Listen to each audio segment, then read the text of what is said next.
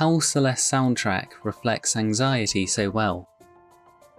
Video games have a reputation for creating an addicting feeling of stress.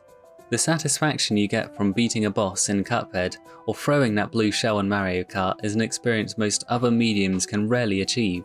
To create an engaging game, you have to have a near perfect mix of positive stress, otherwise known as eustress. It's the kind of motivational stress that encourages a person to enter a competition, learn a language, or participate in sport. If a game can encapsulate eustress and encourage the player to keep playing despite the challenges, it makes the experience all the more rewarding. However, if a game is so teeth-grindingly frustrating that it is near impossible to make a simple movement, it leaves the risk of leaving a bad taste in the player's mouth. Why is the camera turning? Why is the camera turning? Just let me go forward! Not my problem. Not my problem. I am done with this game. Forever. I'm done. I'm done forever. I never want to play it again. When I was first introduced to Celeste, I had a feeling it was just another rage game. Now having played through it, I can definitely say I was wrong about that. Celeste is not only very satisfying to complete, but there's also hidden layers to its story and music that leave a lasting effect on the audience.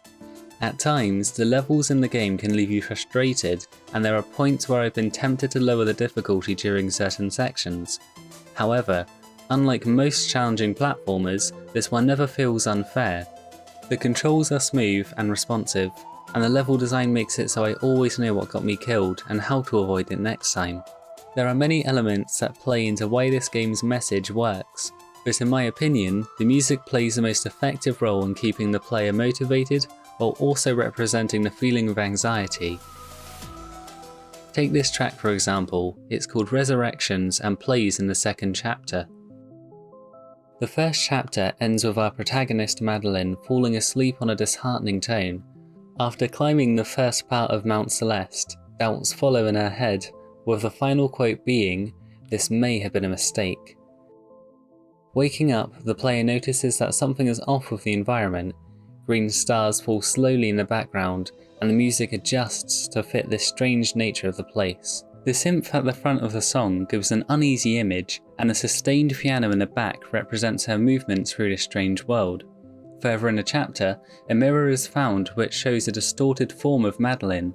This unknown person breaks through the mirror and vanishes, beginning the next stage of the song.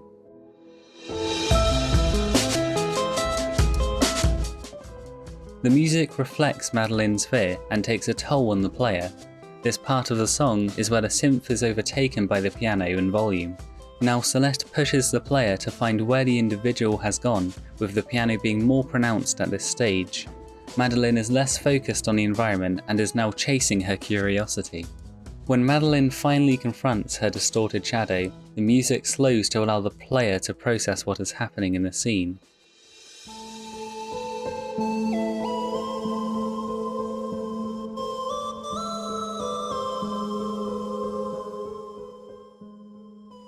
It turns out the shadow reflects Madeline's negative thoughts and encourages her to stop climbing the mountain and go home. The music sets a depressing atmosphere with the use of the piano.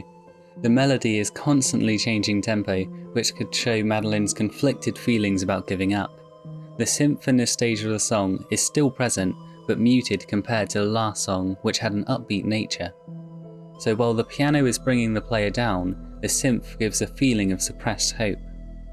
When the shadow fails to convince Madeline to give up, the music gains a threatening low bass note.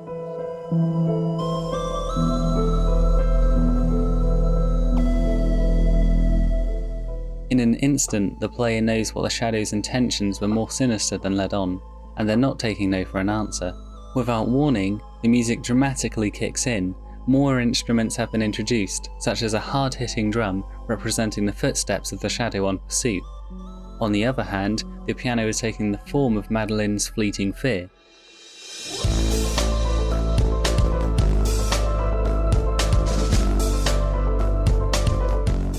When the drums and the piano are isolated, you can hear the inner thoughts of the two characters. The piano representing Madeline carries a heavy reverb, which brings out a feeling of being lost and is unsure where to go. The drums, however, have no reverb, showing that the pursuer knows exactly where they're going.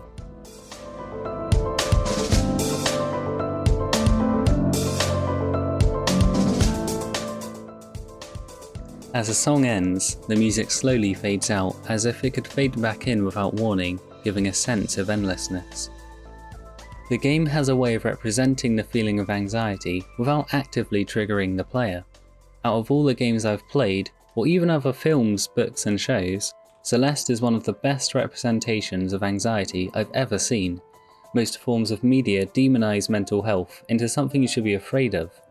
Celeste takes a more gentle approach of showing the player that difficult situations can't be fixed, but overcome. Through all its encouragement it has in getting the player to complete a level, it also teaches the player about boundaries by not pressuring them to 100% complete it.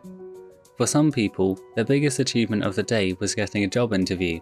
For others, their achievement may be something as little as getting out of bed and having something to eat. Both situations are equally valid. Some people may want to explore everything the game has to offer, while others may just be happy making it to the credits.